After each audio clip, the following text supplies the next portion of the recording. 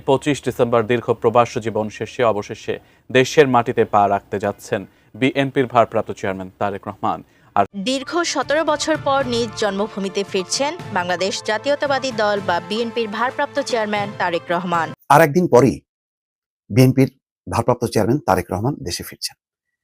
তার দেশে ফেরাকে ঘিরে বিএনপি ব্যাপক প্রস্তুতি নিয়েছে। কি পরিমাণ মানুষের আগমন ঘটবে বোঝা যাচ্ছে না। জনাব তারেক রহমান সাহেব ডিসেম্বর মাসের 25 তারিখে বাংলাদেশে আসবেন, এটি হলো খবর। এবং এটিকে শতভাগ নিশ্চিত ধরে বিএনপি যারা নেতাকর্মী তারা সর্বোচ্চ চেষ্টা করছেন জনাব তারেক রহমান সাহেবের স্বদেশ প্রত্যাবর্তনটিকে উদযাপন করার জন্য। এখন এই সময়টিতে তারেক রহমান সাহেবের দেশে ফেরা কতটা উচিত, কতটা অনুচিত? প্রিয় দর্শক, আপনাকে স্বাগতম নতুন একটি নিউজে। প্রিয় দর্শক, বাংলাদেশের চলমান ঘটনাগুলো নিয়ে আমাদের আজকের ভিডিও সাজানো হয়েছে।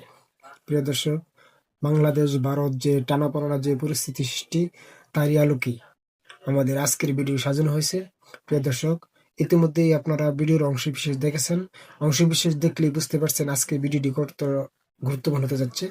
তাই বলবো দর্শক, ভিডিওটি স্কিপ না করে সম্পূর্ণ ভিডিওটি দেখলেই বুঝতে পারবেন বাংলাদেশের এই মুহূর্তের পরিস্থিতি। প্রিয় দর্শক, চলুন ভিডিওতে একটি লাইক দিয়ে ধারাবাহিকভাবে সম্পূর্ণ ভিডিওগুলি দেখে আসি। ধন্যবাদ সবাইকে। আর একদিন পরেই বিএনপির ভারপ্রাপ্ত চেয়ারম্যান তারেক রহমান দেশে ফিরছেন। তার দেশে ফেরাকে ঘিরে বিএনপি ব্যাপক প্রস্তুতি নিয়েছে। কি পরিমাণ মানুষের আগমন ঘটবে বোঝা যাচ্ছে না। কিন্তু তারেক রহমান যখন ফিরছেন তখন দেশের রাজনৈতিক পরিস্থিতি কোন দিকে মোড় নিয়েছে এটি কিন্তু ভাবনার বিষয়। আগে যতটা সহজ ছিল, অনেকে বলছেন এখন তারেক রহমানকে ফেরা মাত্রই নানা রকম প্রতিকূলতা মুখোমুখি তাকে হতে হবে। তিনি কি পারবেন এই প্রতিকূল রাজনৈতিক পরিস্থিতি মোকাবেলা করে সামনে এগোতে?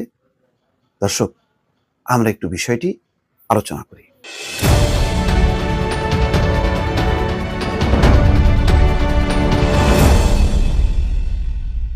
খবর যেটি হচ্ছে যে বিমানবন্দর এলাকার গার্মেন্টস কারখানা ছুটির পরামর্শ বিজিএমই এর।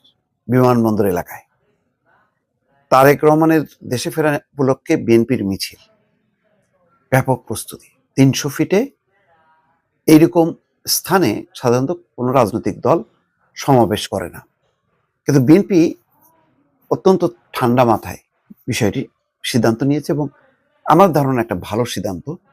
নতুন জায়গায় হলেও এমন একটা জায়গায় যেটা অনেকটা ঢাকা থেকে বিচ্ছিন্ন, কিন্তু আবার ঢাকার ভেতরেই। সুবিধাটা হবে এই, যদি এই 300 ফিট এলাকায় যদি সমবেত হওয়ার আয়োজন না করত, তাহলে তারেক রহমানকে সম্বর্ধনা জানাতে, শুভেচ্ছা জানাতে লক্ষ লক্ষ মানুষ ছুটে যেত বিমানবন্দর এলাকায় এবং পরিস্থিতি খুবই বেসামাল অবস্থা হতো।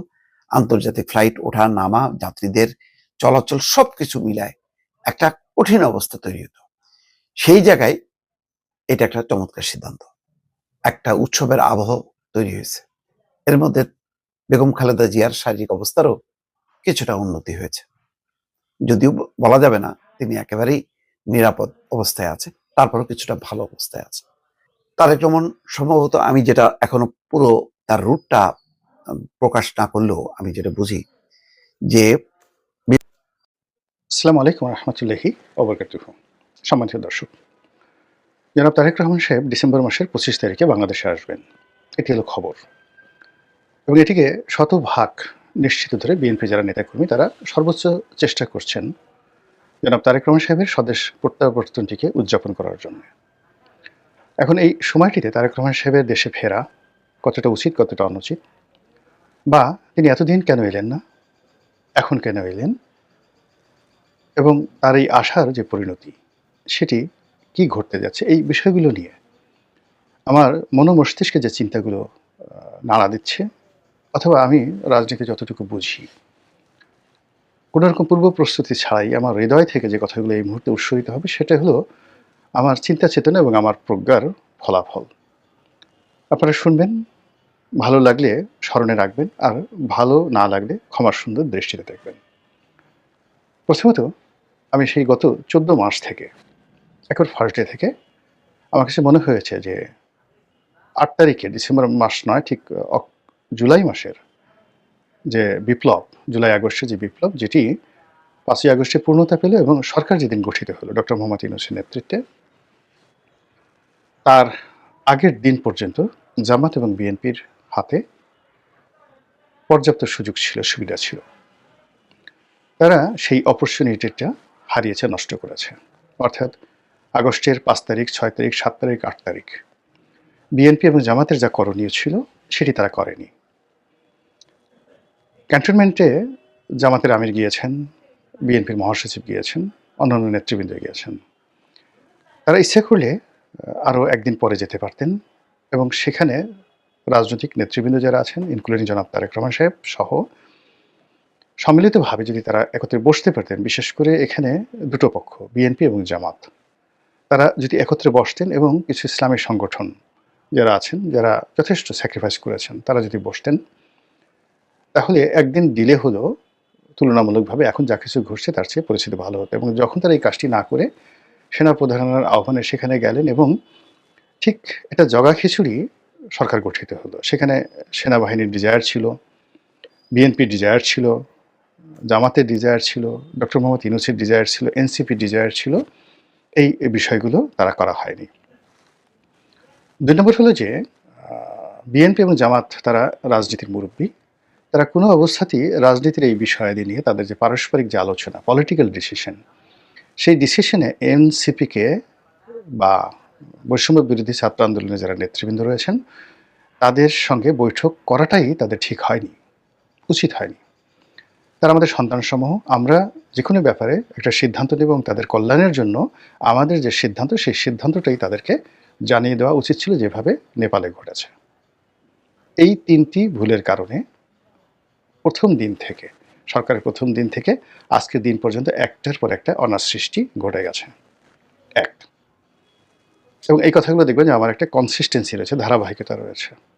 এবং এই কারণে কি হলো, দেখুন, আগস্ট মাসের 5 তারিখ পর্যন্ত 2024 বিএনপির সঙ্গে আমার বা জামাতের সঙ্গে আমার যে সখ্যতা ছিল, ঘনিষ্ঠতা ছিল, আমি 5 তারিখের পর থেকে ধীরে ধীরে ধীরে ধীরে তাদের যে সংস্রব, এর থেকে নিজেকে আলাদা করে একজন স্বতন্ত্র মানুষ হিসেবে, একজন আলোচক হিসেবে, রাজনৈতিক বিশ্লেষক হিসেবে নিজেকে তুলে ধরার চেষ্টা করেছি দলীয় বৃত্তের বাইরে গিয়ে। এবং ওই দিনই ডিসেম্বর মাসের 6 তারিখে আমি সিদ্ধান্ত নিয়েছি যে এইবারের নির্বাচন আমি করব না। বোঝার চেষ্টা করুন। কাজে আমি যে কথাগুলো বলছি সেই কথাগুলো ঠিক একই কথা কিন্তু আমি সেই 2014 সনে যখন নির্বাচন হলো তখন থেকে আওয়ামী লীগকে বলে আসছিলাম। তখন আমি আওয়ামী লীগ করতাম যে ইমিডিয়েটলি একটা ইনক্লুসিভ নির্বাচন দিয়ে দেন। এই নির্বাচনটিকে 3 মাসের দিকে যায় না, এটা একটা বিনা ভোটে নির্বাচন হয়ে গেছে। 15 দিনের মধ্যে এটা বাদ দিয়ে বিএনপিকে ইনক্লুড করে একটা তত্ত্বাবধায়ক সরকার গঠন করে নির্বাচন দিয়ে দেন। আর যদি না দেন, আপনাদের যত দিন যাবে, এমনকি 10 বছর পরে যদি আপনার পতন হয়, মানে তত 10 বছর পরে পতন হলে 10 বছর সময় লাগবে আপনাদের রিগেইন করতে। আর 15 দিন পরে যদি আপনারা ক্ষমতা হস্তান্তর করেন, তাহলে 15 দিনও লাগবে না আপনাদেরকে রিভাইভ করতে। তো সেইটা আমি 4 বছর ধরে আওয়ামী লীগের বিরুদ্ধে প্রচার করেছি।